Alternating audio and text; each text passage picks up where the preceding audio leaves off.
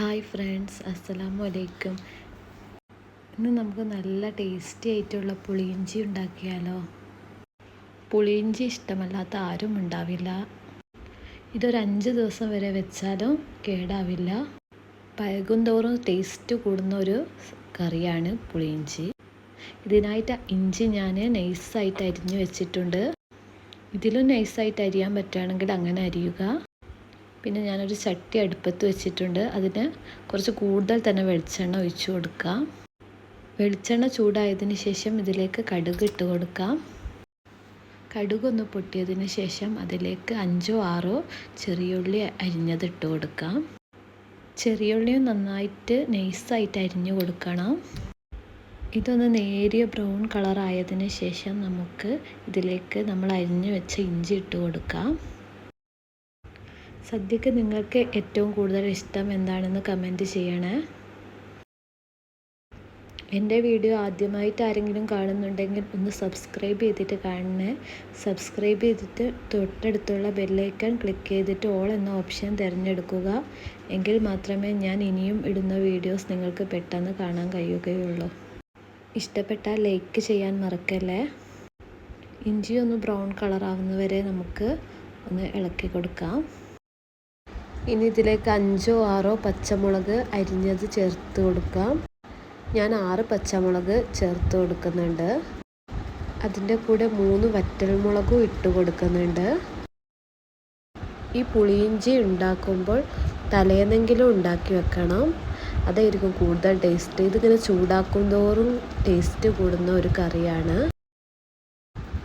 ഇതൊരു 3 മിനിറ്റ് നന്നായിട്ട് വഴറ്റി കൊടുക്കാം. വളരെ നൈസായിട്ട് അരിഞ്ഞതുകൊണ്ട് നമ്മുടെ ഇഞ്ചി ഇപ്പോൾ തന്നെ നല്ല കുക്കായിട്ടുണ്ട്. ഇനി നമ്മൾ ഇതിലേക്ക് ആവശ്യമായ പൊടികൾ ഇട്ട് കൊടുക്കാം. അതിനായിട്ട് കുറച്ച് മഞ്ഞൾപ്പൊടി, കുറച്ച് മുളക് പൊടി ഇടുക. ഫ്ലെയിം ലോ ആക്കിയതിന് ശേഷം വേണം പൊടികൾ ഇട്ട് കൊടുക്കാൻ, അല്ലെങ്കിൽ ഇത് കരിഞ്ഞു പോകാൻ ചാൻസ് ഉണ്ട്. ഇത് ഇട്ട് കൊടുത്തതിന് ശേഷം ഇത് നന്നായിട്ട് നമുക്ക് ഇളക്കി കൊടുക്കാം. നന്നായിട്ട് ഇത് മിക്സ് ചെയ്യണം. ഇനി ഇതിലേക്ക് നമുക്ക് പുളിവെള്ളം ഒഴിച്ചു കൊടുക്കാം. ഈ പുളിയുടെ വെള്ളത്തിലാണ് ഈ ഇഞ്ചി നന്നായിട്ട് വേവുക. ഇത് കുറച്ച് കൂടുതൽ തന്നെ ഒഴിച്ചു കൊടുക്കണം.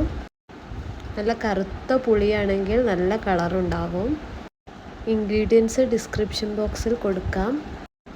ഇനി ഇത് നന്നായി കുക്കാവട്ടെ. നമുക്ക് ഇടയ്ക്കൊന്ന് ഇളക്കി കൊടുക്കാം. ഇനിയാണ് നമ്മൾ ഇതിലേക്ക് വേണ്ട ഉപ്പിട്ട് കൊടുക്കുന്നത്. പുളി കുറവാണ് തോന്നിയിട്ടുണ്ടെങ്കിൽ കുറച്ചുകൂടെ പുളി പിഴിഞ്ഞൊഴിച്ച് കൊടുക്കാം. ഇനി ഇതിലേക്ക് ശർക്കര മെൽറ്റ് ചെയ്തത് ഒഴിച്ചു കൊടുക്കാം. ഞാൻ ശർക്കര മെൽറ്റ് ചെയ്യുന്നതിന് പകരം ശർക്കര പൊടിയാണ് ഇട്ട് കൊടുക്കുന്നത്. ഇത് ഡബിൾ ഹോസിൻ്റെ ശർക്കര പൊടിയാണ്. ഇതിൽ മായം ചേർക്കാത്ത ശർക്കരപ്പൊടിയാണ്. അതുകൊണ്ട് ഇത് അരിക്കേണ്ട ആവശ്യമൊന്നുമില്ല. ശർക്കര മെൽറ്റ് ചെയ്തത് ഒഴിക്കുകയാണെങ്കിൽ കുറച്ചുകൂടെ ബ്ലാക്ക് കളർ ഉണ്ടാവും. ഇനി ഇതിലേക്ക് സ്റ്റൗ ഓഫാക്കിയതിന് ശേഷം കായപ്പൊടി ഇടുക, കുറച്ച് ഉലുവാപ്പൊടിയും ഇടുക. ഈ പുളിയിഞ്ചിക്ക് നല്ലൊരു ഫ്ലേവർ കിട്ടാൻ വേണ്ടിയിട്ട് കുറച്ച് കറിവേപ്പില ഇട്ട് കൊടുക്കുന്നുണ്ട്. കുറച്ച് കൂടുതൽ തന്നെ ഇടുന്നുണ്ട്. അങ്ങനെ നമ്മുടെ ടേസ്റ്റി ആയിട്ടുള്ള പുളിയിഞ്ചി റെഡി ആയിട്ടുണ്ട്.